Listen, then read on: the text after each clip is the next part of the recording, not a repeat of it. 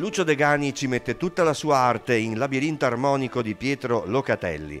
L'aula del Consiglio provinciale risuona di armonia ma anche dei virtuosismi del primo violino dei solisti veneti. Quanti anni di studio per arrivare a questo ruolo e insegnare il suo strumento al Conservatorio di Udine.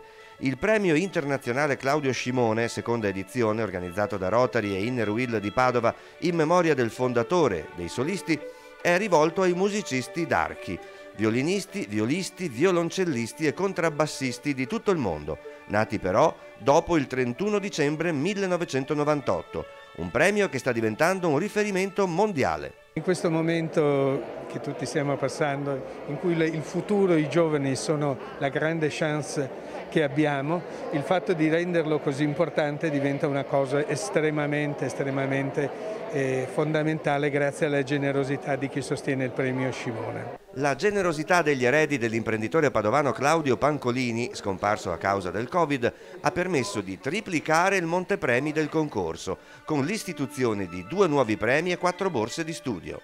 Commossa e felice anche, spero, perché devono venire una volta, farsi sentire e poi li facciamo anche suonare con i solisti in pubblico il 5 settembre. Domande entro il 15 luglio. In una prima fase la giuria, presieduta da Nicola Guerini, valuterà video dei concorrenti. In una seconda fase i selezionati si esibiranno in presenza al Pollini. Premiazioni il 5 settembre, in occasione del concerto dedicato dai solisti veneti a Claudio Scimone.